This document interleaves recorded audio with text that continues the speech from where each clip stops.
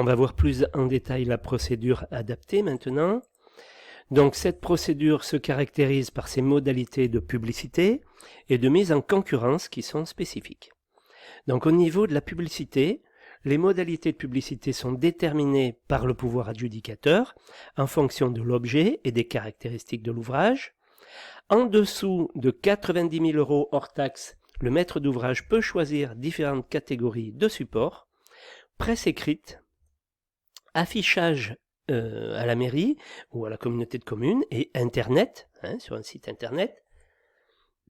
Au-delà de 90 000 €, entre 90 000 € et 5 millions et quelques, là, une parution dans un journal habilité à faire paraître les annonces légales. Donc là, il est obligé, au-dessus de 90 000 €, de le mettre dans un journal régional.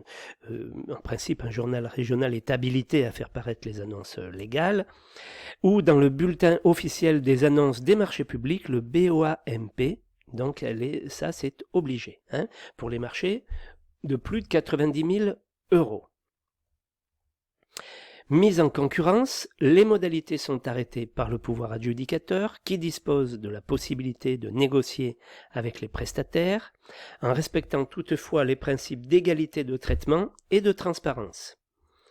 Lorsque l'acheteur prévoit une négociation, il peut attribuer le marché sur la base des offres initiales sans négociation, donc du coup il n'y aura pas de négociation, à condition d'avoir indiqué qu'il se réserve cette possibilité, c'est-à-dire qu'il pourra y avoir négociation dans les documents de la consultation, c'est-à-dire que dans le règlement de la consultation, qu'on va voir un petit peu plus loin, il peut préciser que même s'il y a négociation, cette négociation elle sera éventuelle. Voilà ce que ça veut dire. Alors, il est recommandé de conserver la trace de chaque étape de la mise en concurrence. Ça, c'est pour la mairie. Consultation, remise des offres, négociation, mise au point. Le maître d'ouvrage peut avantageusement se constituer un référentiel d'entreprise par publicité régulière, annuelle, dans lequel il choisira des entreprises à consulter sur la base d'un cahier des charges précis spécifique à une opération. Voilà, il peut se faire un réseau, enfin un carnet d'adresses pour des marchés, voilà, inférieurs, enfin sur tout ce qui est tout ce qu'on peut faire en procédure adaptée, donc inférieur à 5 millions là.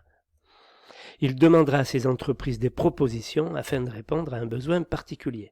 Voilà. Ce que l'on veut dire par là, c'est que on veut faciliter la tâche aux petits opérateurs, aux petits pouvoirs adjudicateurs. Je veux dire par là les petites communes, les petites communautés de communes.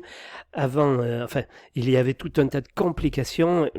On essaie de faciliter la tâche à ces mairies et communautés de communes.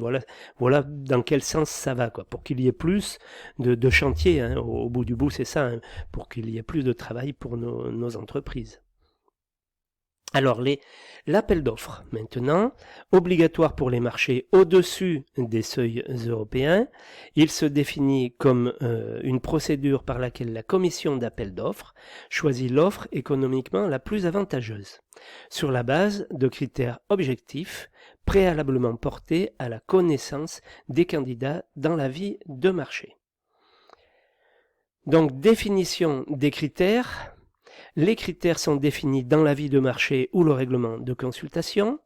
Le Code de la commande publique précise que l'attribution se fonde sur une pluralité de critères non discriminatoires liés à l'objet du marché. Donc là, vous allez avoir tout un tas de critères. Ces critères ne sont pas discriminatoires dans le sens où toutes les entreprises peuvent y répondre, quels que soient leurs moyens, leur personnel, etc. Donc, la liste des critères maintenant. La qualité, comment l'entreprise va s'y prendre pour faire les travaux. Donc elle écrit, elle va faire ce qu'on appelle un mémoire dans lequel elle va décrire comment elle va s'y prendre pour faire le boulot et être sûre que les travaux vont correspondre à ce que demande le client au niveau de la qualité.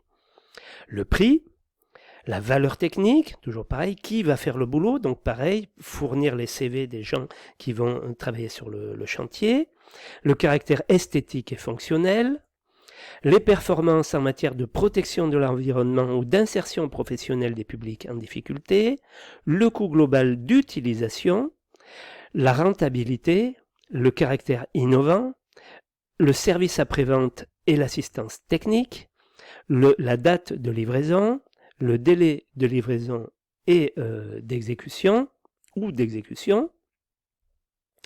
Dans ce cas, ou pour les procédures formalisées, le pouvoir adjudicateur précise la pondération, c'est-à-dire qu'il va expliquer comment quel pourcentage il va choisir parmi tous ceux qu'on vient de voir, 3, 4, 5 critères, et il va dire celui-là, le prix par exemple aura 50% ou 60%, la partie technique ou la qualité aura 10 ou 15%, etc.